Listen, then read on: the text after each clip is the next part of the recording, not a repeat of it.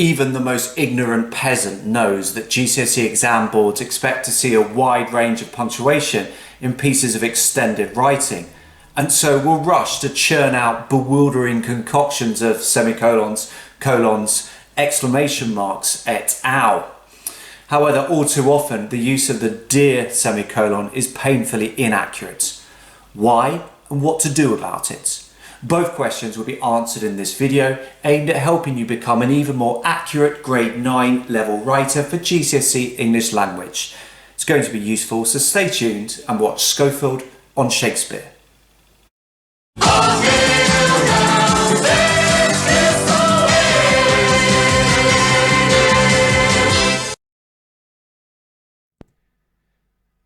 There are a couple of rules for using semicolons, as my video Nailing the Semicolon explained.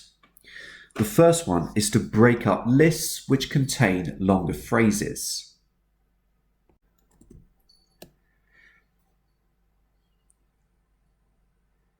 Semicolons are needed here rather than commas to ensure clarity of grouping.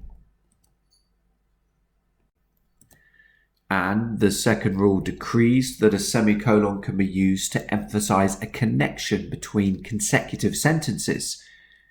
In order to reduce the possibility of an irritating error, I would recommend simply using a main clause on either side of a semicolon, as shown within this example. Both main clauses could be sentences in their own right. We could potentially put a full stop after depressing. However, the semicolon creates the link, the relationship between the two thoughts. The implicit conclusion is that it is clearly largely due to the pandemic that we are slowly but surely stagnating.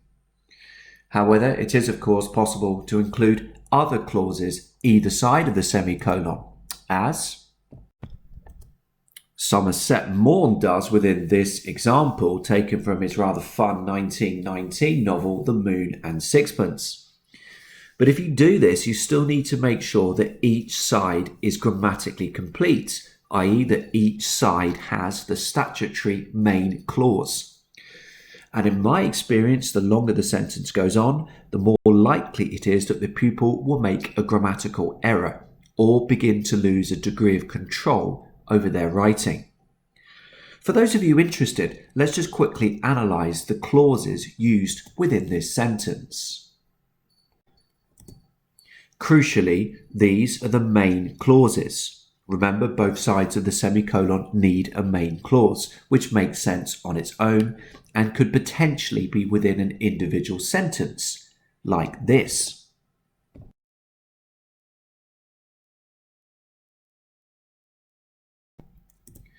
But each side of the semicolon also contains a subordinate clause,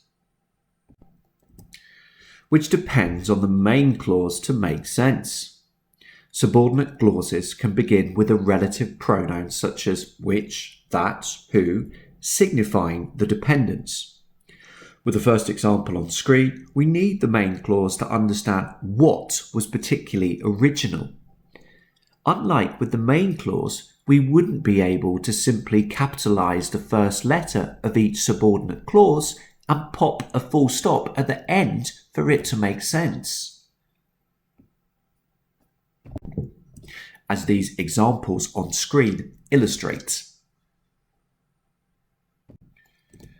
So why the long diversion and all the technical talk of main and subordinate clauses when this video is just about inaccurate semicolon use? Well, in my experience, errors would typically come after the semicolon, in which the pupil writes just a subordinate clause before putting a full stop. The typical error will look like this.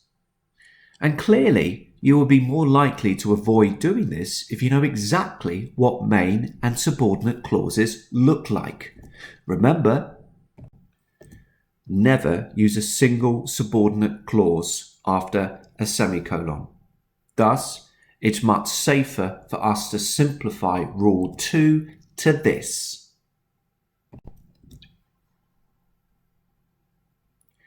For example,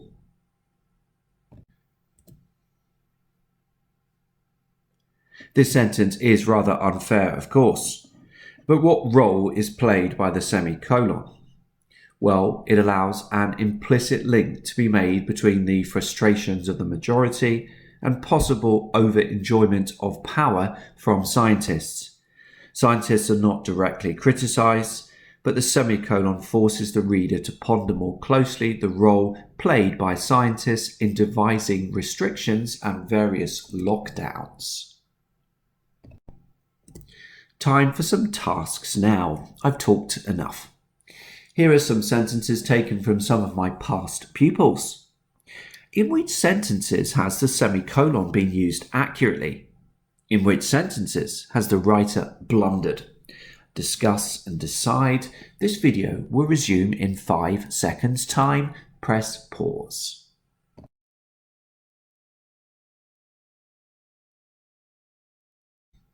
Here's the at-a-glance answers.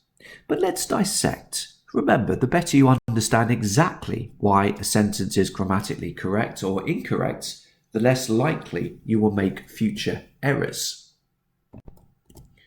Number 1 is confusing for a number of reasons.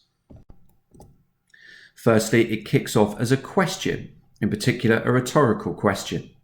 And what do questions need at the end of them? Question marks, not semicolons. This would make far more sense.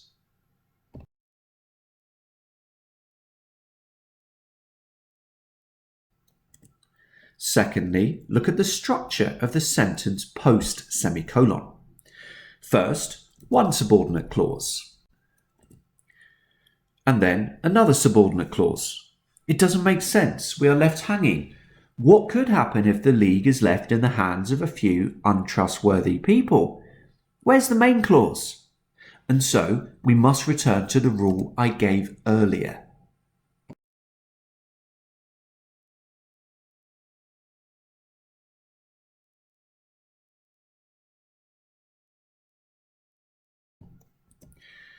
Here's number 2. No problems here. Why?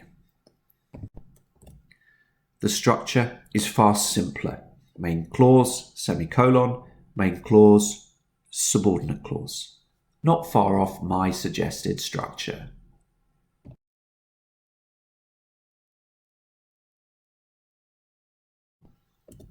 And what about number 3? As is so often the case, the pre-semicolon section is fine.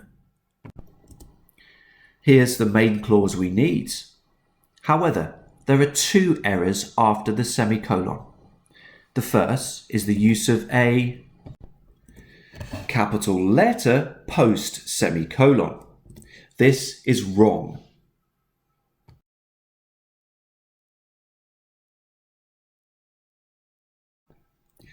But even with this error corrected, does this side of the semicolon make sense on its own? Or is there something crucial missing? Namely, a main verb needed to create a main clause. An accurate sentence with accurate semicolon use could have been: at a glance, the house seems carelessly placed on a hill with the front helplessly exposed, semicolon. The rear of the house is impossible to see, full stop. Hopefully you're getting the idea now. Time for another set of sentences for you to ponder, once again taken verbatim from work produced by past pupils. Which ones contain semicolon blunders? On this occasion, I'd like you to rewrite any sentences in which an error has been made relating to the semicolon, making any changes necessary. Press pause to get cracking.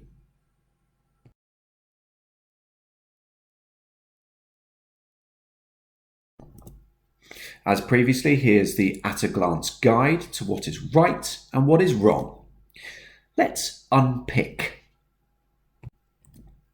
Frankly, the use of this semicolon is downright peculiar. It starts okay. We have the main clause. But just reading this sentence out loud should ring alarm bells. Give a pregnant pause when you reach the semicolon. These years were in the early days of the books whose predecessor, the scroll did not require a marking in such a way. It just doesn't make sense. Yes, we have a main clause post semicolon.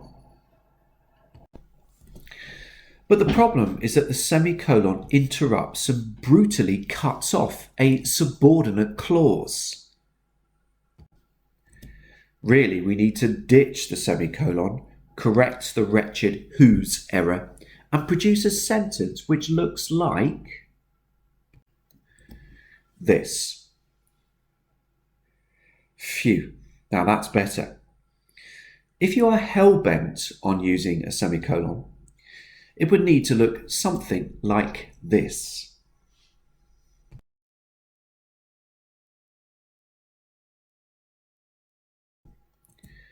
Now for the second sentence.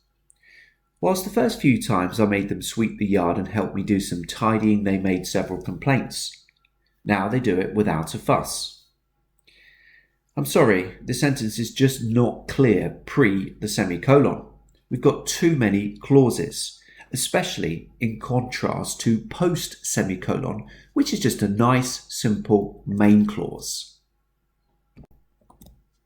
Perhaps a comma would help clarity and make it clear which are the subordinates and which the main clause is. But even so, it's fiddly, it's clunky. Change to,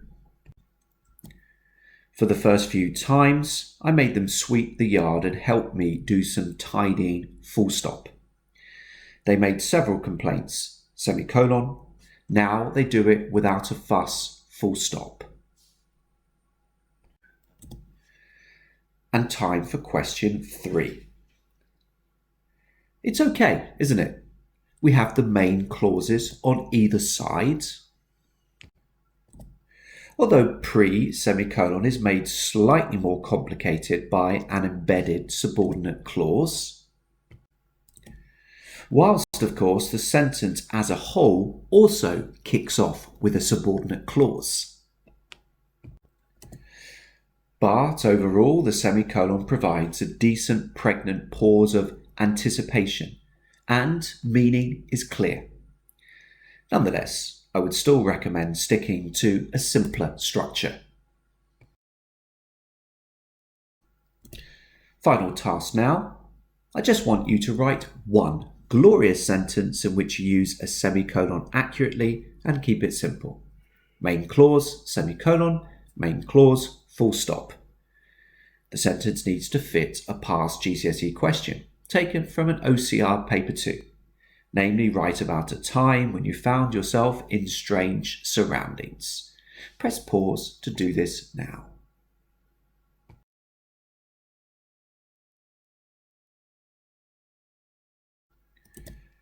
I wrote, disorientation swam into my senses, semicolon. Confusion reigned supreme, full stop. Here I've tried to use more interesting personification, as well as some hissing sibilants, by positioning disorientation and confusion as the subjects within successive main clauses either side of the semicolon. I am emphasising my own passivity and lack of control over my feelings and states of mind. Looks like we've come to the end of this video probing inaccurate semicolon usage. Do use the semicolon within your own writing, although I would suggest a maximum of 2 or 3 within a whole page of A4. However, please think twice for the sake of the examiner's sanity before doing so. Many thanks for watching Schofield on Shakespeare.